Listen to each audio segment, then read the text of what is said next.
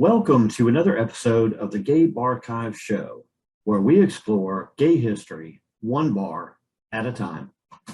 I'm your host, Art Smith, and our guest today is Roger Dennehy, who's going to be telling us about Cuffs LA and a few other bars in Southern California. Welcome to the show, Roger. Thank you. Happy to be here. Well, I'm glad to have you. It's always interesting to hear people's perspectives of gay bars from the past. And I know your kind of adult life started in performing as a dancer in Las Vegas. Why don't you tell us about that a little bit? Yeah, I was back east, worked with a modern dance company, and then I moved out here to California and stayed with my mom and dad, and finally got an apartment and worked at a bar called the Ball Express, which was a big disco. And I heard that they were having auditions for the Stardust, and so a couple of my friends and I went to audition. There were a huge number of people there, and they picked 8 of us to be on the show. And I had a mustache then, and Don Arden, who was the head of it, said, "You'll have to shave that mustache, Mr. Dennehy." And I mumbled to myself, "I'll shave this mustache for anything." And he said, it's not necessary. But I worked there for 4 or 5 years. Then I moved back to LA. I couldn't stand the heat in Vegas, and so I resigned, which was horrible because I loved dancing and being in the show. But I moved back to LA, and I went to work at the Coca-Cola, where I was in charge of a R2D2 light Coke can. Had a remote control and a microphone, and I used to take him all over LA, Palm Springs, El Centro, San Diego, and do shows where I'd talk like a robot to people, and had a little 8-track tape deck in it that played the Coke song, and I used to make them dance and entertain kids, and it was amazing. And I did that for 5 years. It was so much fun. And I don't know what happened, but I ended up leaving there, and I went to work at the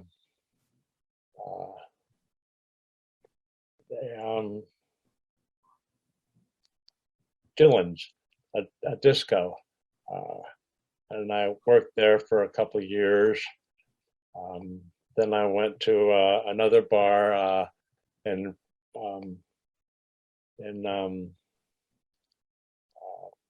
San Diego, and finally I moved to LA, and I got a job as a cosmetic group production manager for makeup, and I did that for a few years, and the owner decided he wanted his son to take my place, so he retired me, and that's when I went to work at Jox, which was a small bar.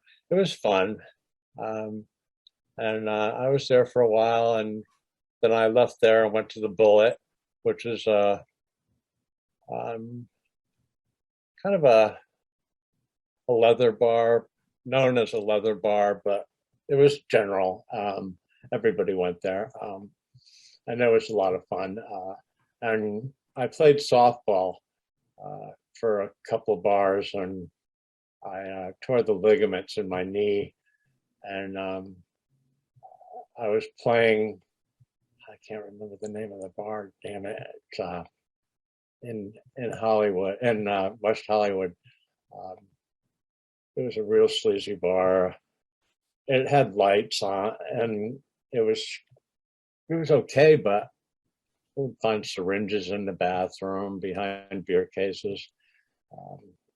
one time I was playing pool with a couple of guys, and somebody came up to the bar to order. I went behind the bar and looked down, and he had a syringe falling out of his pants leg.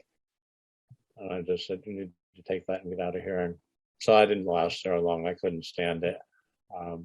And that's when the manager of Cuffs needed a door guard and asked me if I would do it. I had a big brace on my leg, so I couldn't move around much, but I worked at the door for about a year.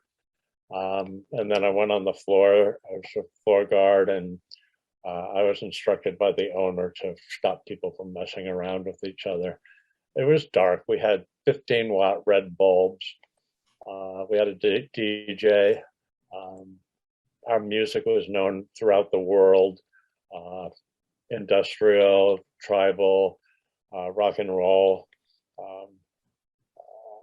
It was amazing. Very loud, and neighbors were constantly calling, saying, "Can you turn the bass down?" And we went through a lot of hassles with the police department. There was a sergeant at Northeast Police Department. There was very homophobic, and he had it out for Cuffs. So we got raided a number of times. Even one time with 20 people in the bar, they had 2 police officers sitting on the beer cases, drinking beer, waiting for somebody to touch somebody. And the health department, the fire department, the police department, the ABC all show up each time with like 15, 20 cars out front. We had a legal capacity of 70. Of course, we put a lot more people in there than that on the weekends. We had a line at the door. Before I came to work there, it was packed every day of the week, just packed. It was very popular, sleazy, with the lights low and all that. So when I took over, I had to clean up everything, all the activity and all that. And it was such a hassle trying to control people and bartend at the same time. And so I came up with the idea of having a squirt gun, one of those big ones. And every time I saw somebody messing around, I would squirt them with the squirt gun, and they would jump. And I'd go, "No, no, no." And they'd stop, and that was fun. So this was all at Cuffs, right? This is the yeah. bar you're talking about is Cuffs. And you were there for about 10 or 12 years, starting in the early 90s, right? Yeah, right. Yeah. Now, Cuffs, from what I've read about it, it was a very kind of dark, dingy bar that was almost seemed like it was designed for people to become intimate with other customers. Yes. And I've heard people say that before. Is that the case? Was it really kind of almost on the edge of a sex club look? Yeah, it was. When I came in, it was really bad. And when I went on the floor, the owner asked me to control stuff, and so I was known as the Peter guard, and not very popular. But we had to control it, and finally, the one of the court cases we had, they made us put more lights up. So we put lights along the edge of the bar, white lights, and increased the red bulbs to 25 watt. And that helped. It cut down on our business a lot. We still were packed on the weekends, and it was hard controlling stuff. When I took over managing, we were in court a number of times. My boss spent a lot of money on attorneys, constantly fighting the police department and ABC. And he was just a small businessman, right? He He just owned Cuffs. He didn't have like 20 gay bars all over the place. Nope, just Cuffs, and he made a fortune. Yeah. Which is hard to believe on a bar that only holds 70 people. Yeah. I mean, I made a lot of money bartending there and managing, and I only claimed so much on my taxes, so I had to put money in a safe deposit box. And when I met Anthony, my husband, we lived together. I had a place in Silverlake. He had a place in West Hollywood, and I spent a lot of time at his place.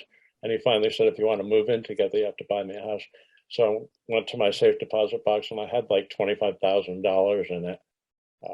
That I had just been sticking money in it, not paying attention to it.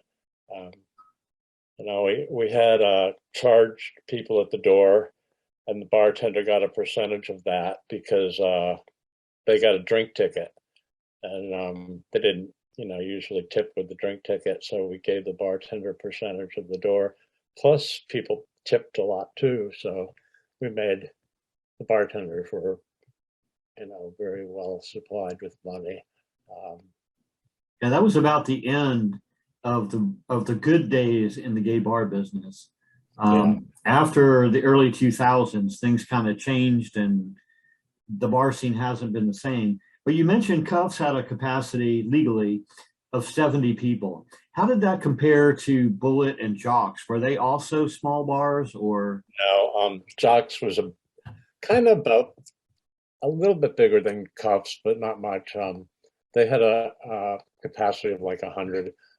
The Bullet was the same, but they had a big patio, and the main part of the bar wasn't any bigger than Cuffs. But they weren't harassed like we were. They were in North Hollywood, and the police department didn't pester them much. But they didn't have the promiscuous activity in their bars as that Cuffs had and the Faultline had. So they weren't harassed. Yeah. So partially the reason for the harassment was because of the jurisdiction that Cuffs was in. The people, the police in that area were more interested in pursuing, any kind of harassment of a gay bar in that area than they were in North Hollywood at the time. Is that correct? Yes, absolutely. Even the Faultline was in a different police district than Cuffs was, and although they, had some issues with the police department, it was very rare. And they had the main part of the bar was pretty dark. They had a huge patio, and people got carried away a lot in the bar, and they weren't harassed for it like we were because they were in a different police district. Now, I spoke with one member of my Gay Barchives group on Facebook who was reminiscing about Cuffs a little bit. And he said that in his day, when he used to go to Cuffs, it was common to go there and have a couple of drinks and then walk across the street to Basic Plumbing. Right. And get a little action and then maybe come back to the bar. Was that pretty normal? Yep. Yeah. There was 2 sex clubs, stand-up sex clubs. They weren't bathhouses. They were stand-up sex clubs. One of them was right across the street from Cuffs, and the other one was a block down the street from Cuffs. And I actually was part owner of the Exxile, which was the one down the street, when I was managing Cuffs. And what was Exxile like? Was it a small place also? And it was pretty big. It was a stand-up sex place. It had a lot of rooms and slings and outside patio, a video room. It was pretty sizable. It was originally the Queen of Hearts, which was there for many, many years, way before I moved to LA. And then it closed, and the guys that I worked with got together with me and bought it and changed it to the Exxile. So all of these places that you've mentioned so far, Jox, Bullet, Cuffs, Faultline, Exxile, Basic Plumbing, all of these places were kind of a little rough and tumble men's bars, right? This is not a place where you'd find, pretty college boys going in preppy clothes or drag queens, going in there cruising or anything. These were all men's bars, correct? Yeah, at Cuffs, I had outside the bar, there was a display box, and I had a sign in it with a bottle of cologne and a line through it. No excessive colognes allowed. No open-toed shoes allowed. No high heels allowed. And we stuck to that. I mean, I had a guy come in, very handsome, but he was wearing a lot of cologne, and I just told him, "I'm sorry, I can't serve you with all that cologne. You need to leave." And that's the way we worked. Um, we had women come in periodically, but not very often. Yeah, and that was something that's changed a lot in the business too. Yeah, Back then there were going all the way back into the 40s and 50s, there were a lot of gay bars that were, manly men's bars that had dress codes that required, leather or denim or flannel or something, that was considered masculine. And they did not, a number of clubs, I think one of the first ones I stumbled across in Philadelphia was the Bike Stop, which did not allow, it had the same kind of door policy. If you had cologne on or if you were wearing, a suit and tie, you didn't get in the bar. yeah, right. We had the Gauntlet down the street, a little ways from Cuffs, that I used to go to a lot. That was a leather bar. And on weekends they had shows and they required leather. You couldn't get in unless you were wearing some kind of leather. And the Faultline was a leather bar. And Cuffs was known as a leather bar, but a kind of a men's bar. Kind of on the Levi leather edge, not so much Yeah, the leather. yeah, yeah. We had a lot of people in leather, but we had a lot of people in Levi's and denim jackets and tank tops and that kind of stuff. Yeah. And how long did Cuffs last? How long were they in business there? I'm not sure when it opened. I know that somebody said it opened in the early 80s, but I believe it opened before that. Um, when I was there was a lot of going back and forth as to which was the oldest bar in LA, Cuffs or Larry's. I never went to Larry's. It closed before I moved to LA. But it was open sometime around the time Cuffs was. So I'm not really sure exactly when it opened, but I'm sure it was before the 80s. And when did it close? Oh dear. Um, about about a year after I left. So like 2004-ish? Yeah, maybe later than that. I think maybe around 2008. Um, it I left in April and it closed in January. The guy that took over my place was an idiot.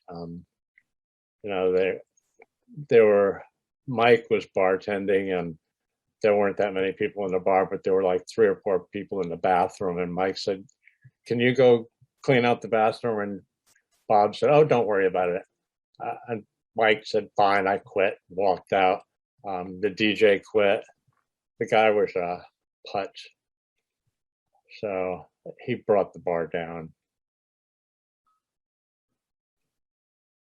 And you mentioned to me that the first bar that you went into was the Faultline. Right. I came from Vegas. It was Gay Pride. I mean, Gay Day at Disneyland, and I came from Las Vegas and went to the Faultline, the only bar I knew of, and got a ticket and got on the bus for the gay day at Disney, and that was my first visit to gay bars in LA. What did you think of that when you first walked in the door? I was kind of shocked because, there were a lot of people in leather, and I was from Vegas, which was, I wore construction boots and Levi's and tank tops, and I was like, what? Why do you dress like that when you're captain the Lido? It was, I had a lot of friends, but I didn't really fit in with all the show kids that had to fix their makeup before they went out after the show. Right. It's a different scene. It's Totally. there are several cities, as you look across the country that have a reputation for that. Back in the day, Atlanta had an image of being required to have your shirt starched and your hair done when you went out to the club. Dallas was the same way. Certain bars in West Hollywood were that way. There were pockets around the country that were like that. And Vegas certainly would fit that mold because all these people spend their entire lives, dressing up and putting on extra glitter and, trying to be fabulous and outdo each other. And your bar scene obviously is the more, laid back, manly man's bar. That's a totally different from that scene. So I can understand how that would be very appealing to you. Yeah. I used to, the Village people came and did a show for the show kids, and I used to hang out with them at the disco, and they weren't pretty dress up boys. They, were like me, and we had a great time. I loved them. And when I went out with Vince Cardet, he would always dress up and I wouldn't. So we just didn't look the same. Well, you got to express your own personality. Yeah. So over the years that you lived in LA and, were exposed to the bar scene and worked in the bar scene, how did you see the scene changing over those decades?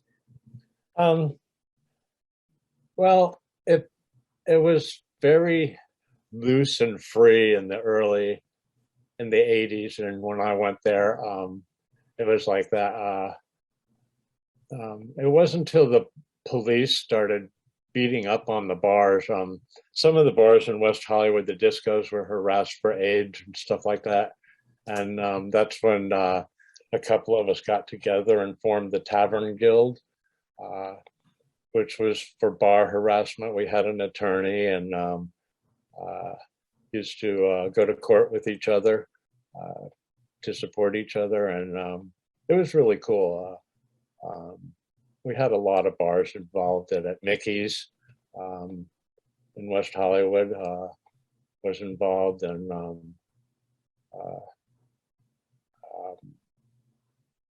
it was very successful. It helped a lot, the Tavern Guild, but it couldn't protect Cuffs. We just were, it was out of control on Cuffs for many years. I mean, on the weekends when I worked there, we would put probably 120 people in the bar, stop letting people in when there was no more room, and start a line at the door, which ran the whole length of the bar. And that happened Friday, Saturday, and Sunday. After hours, we had a line at the door. It was, very, very popular after hours bar. One of the only after hours bar in LA. And everybody came there. Everybody. And then, the police started harassing everybody, and things changed. Everybody was on guard all the time. I had a pager because we didn't have cell phones at that time. And, like 2:00 in the morning, I'd get a page, and it would be, the police are here, you need to come in, and I would have to get up and drive to the bar and it was crazy. It changed the bar scene so much, so much. In Silverlake mostly, because Silverlake was known as the leather bars area. The Gauntlet, the Faultline, Cuffs were all leather bars. And West Hollywood would look down on Silverlake bars. But they would sneak over for the beer bus. Right? Yeah. Isn't that always the way it is? Back in those days, numerous cities that I've lived in and visited, it was amazing how they would have, a $5 all you can drink beer bus or whatever, or 25-cent cocktail night, where every well drink was 25 cents. And I'm like, and that's crazy when you think about it, how much people could go out and get totally trashed for less than $10, and including tips if they bothered to tip, which I know sometimes was a problem. So what stands in the place of Cuffs right now? Do you know? It's I don't know anybody that's seen it open, but I understood that the Koreans bought it and had it as some kind of wine bar or something like that, but nobody's ever seen anybody go in there. I've never seen it open, but it's still there. It's still the same. It's, gray with red trim and just the way we painted it. So you get to drive by and feel like you're going back there. You just can't walk in the door and have a drink. No. What about the Faultline? What's there? Some woman bought it, and it's kind of a mixed bar, but they still have their beer bus on Sunday. It's not very popular anymore. She really ruined it. And people stopped going there. I'm not sure what it's like now. I haven't been in there in a long, long time, ever since they sold it. I used to play on their softball team. And I don't know what it's like now. I know that she pretty much killed the business there for the gay people. So what's your favorite bar in LA now? Well, I don't go out anymore. I'm 70 years old this February, and I've been through so many health issues. I've had 2 liver transplants. I have Meniere's disease, so I'm kind of confined to home because of the vertigo. I'm hoping for a procedure to fix that, fighting for it. My insurance company keeps denying it.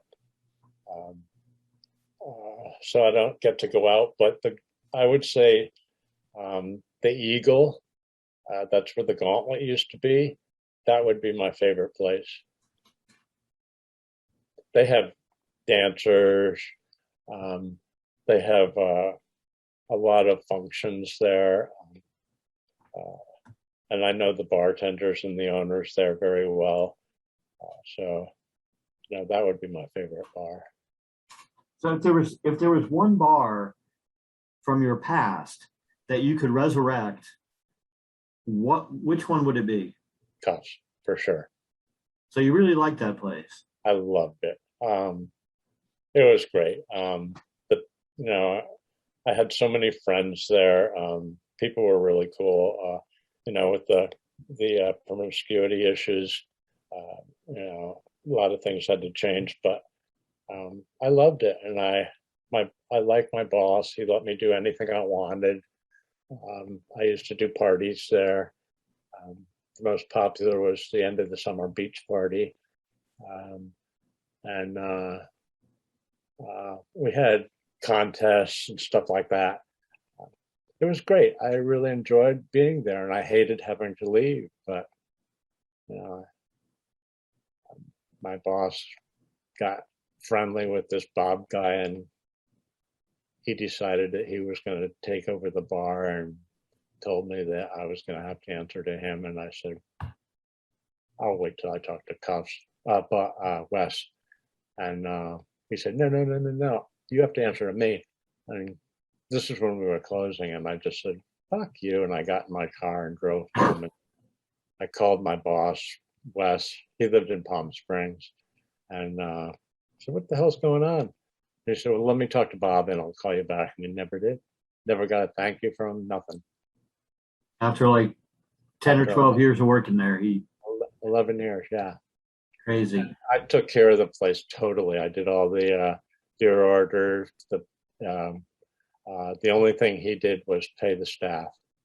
That's all. And, the attorney when we had to do that. But otherwise, I ran the whole business for him.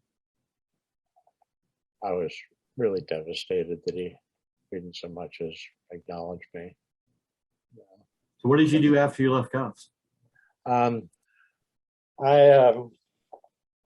We got a mortgage on our house, and I went back to school and got a degree in nursing, and started working as a nurse in convalescent homes. And then I went to the Veterans Hospital and worked at the Veterans Hospital for about 5 years.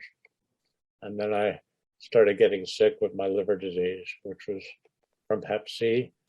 I had Hep C for about 10 years. And when I got it, when I was diagnosed, they said that, you have about 10-year life expectancy. And, for 7 years, I was violently ill. My husband took amazing care of me. And I mean, I can't believe that he stuck with me through all that. And he still takes amazing care of me. I was very lucky to find him. But, I love nursing. I really loved it. And I finally had to retire from it because of the illness. Yeah, I've heard a lot of gay men, especially gay men who are over like 40 or 50, who have developed a passion for caring for other people. I guess because of the whole AIDS epidemic and how important it became such a big part of their life, taking care of their friends and and seeing the need for their services in that field. So, I'm not totally surprised that you went into nursing after leaving the bar business. Yeah, I had a lover, Danny, who had AIDS, and I used to help his mom take care of him. We stopped dating just because he was so sick, and I would still go over to the house and sit with him and help his mom take care of him, and until the day he died. And I even took care of the memorial services, and then David, my other boyfriend, lived with somebody, and he had hepatitis D, as in David, and he started getting sick, and I moved him in with me and took care of him for a couple of years until he passed away. And then when I met Anthony, he was had Hep C, and they were putting him on interferon, which is really hardcore. And he said he didn't want to get involved with anybody because of the treatment. I said, well, you need somebody to take care of you, so I'm going to do that, whether you like it or not. And I took care of him for a year, and we got together, and we've been together for 18 years now. Wow. Yeah. I've spent my whole life taking care of people.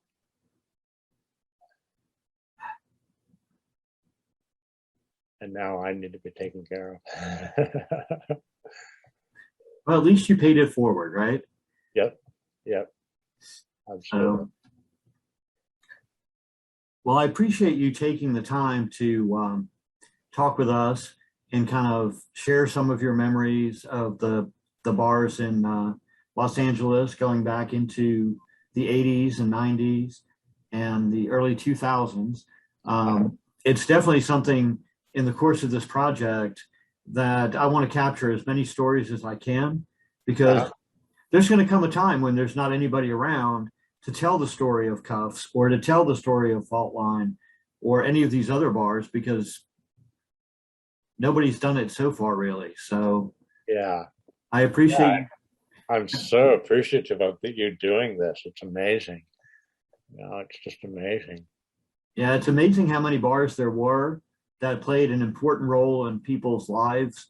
I've talked to a filmmaker whose first major commercial film success was based on his own coming out story in small town Ohio at a gay bar.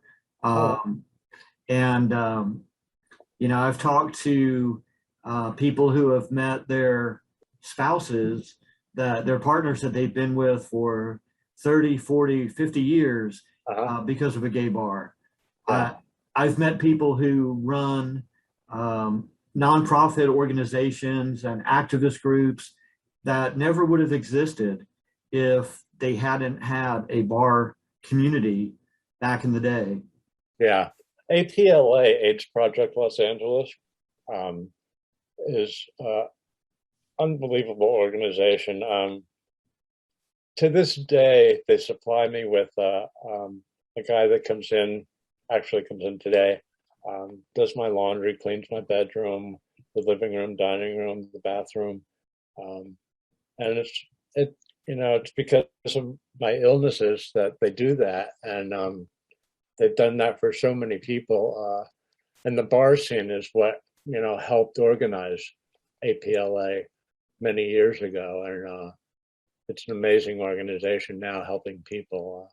Yeah, and one thing people don't necessarily realize is that the men's bars, the leather bars, the Eagles, the Cuffs, the Faultlines, they were all very supportive in the as the AIDS crisis came in to our community in helping fundraise and organize and do that. A lot of people like to look at the leather bars, like as you said, with the people from West Hollywood, they like to look down their nose at them. But in reality, they were the backbone of the community. They did a lot of work and raised a lot of money to make these organizations possible.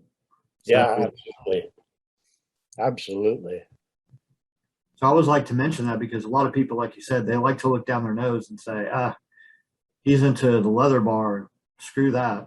Yeah. And they don't realize how much that community has done, for the gay scene. Not to mention the fact that even though it's not a chain of bars, the Eagles have had an impact in communities all across the country, more so than almost any other chain, if you want to call it that, of bars. They're all independently owned, but they still have the same kind of brotherhood and camaraderie that kind of help bring all these communities together across the country. Yeah, when I was, early days of going to the bars in LA, the Eagles were everywhere.